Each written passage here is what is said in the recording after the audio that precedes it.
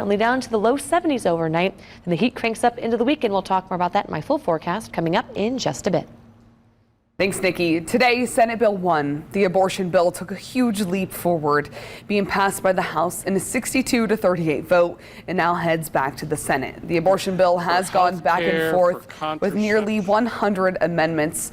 Democrats condemned the bill as being extreme and far from a compromise, while Republicans stand behind this near total abortion ban since early on in the special session. Right to Life activists have called the abortion bill meaningless, saying it doesn't go far enough. Now the amended abortion ban bill will go back to the Senate to consider those changes. We expect the Senate to reconvene around 6:30 tonight.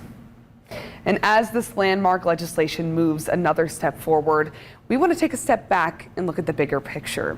To do that, we turn to Purdue Fort Wayne political science professor Michael Wolff. He joins me now live in studio. Professor, thank you so much for being with us.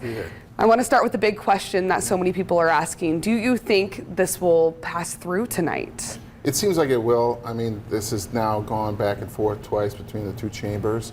You might have some people dig in and maybe say that they want to hold off and take it to, a combination between the two to work out some details. But I imagine most of the legislation has been done here.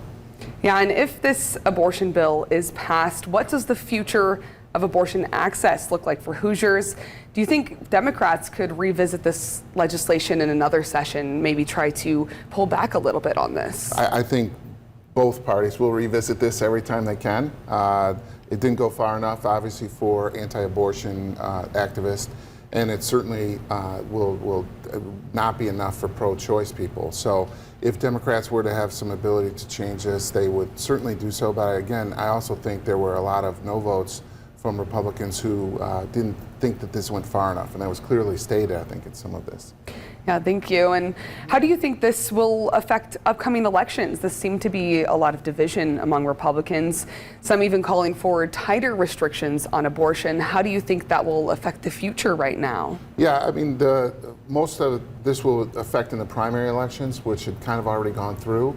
So, but we will see in future, I think, future legislative elections where somebody's going to challenge somebody that maybe found a middle ground here on either side. So I would imagine that some more strident people that are anti-abortion will challenge maybe some of the people that went for some of these issues that they saw as giving up too much on the pro-life position. Of course. And then I have one last question, Professor, before we let you go. Representative Phil Giaquina from Fort Wayne says a bill like this is too important to rush through a special session and instead should have been voted on by the people. How could something like that happen, and how do you think it would turn out? Well, clearly Kansas was instructive, I think, for what he was thinking and what the nation kind of woke people up.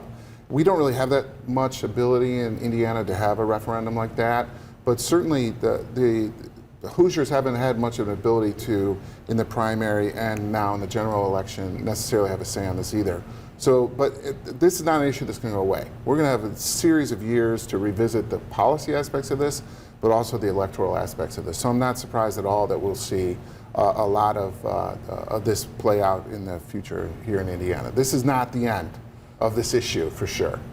Yeah, and just real quick too, for those people who are still following this and learning about our legislative process, heads back to the Senate and then to Governor Eric Holcomb. Do you think that he will pass this? He has not spoken much, and he's been pretty pragmatic as a governor, I think. So I think he let the legislative branch work here and do the heavy lift. He would have spoken if there were some red lines that they were crossing, I imagine.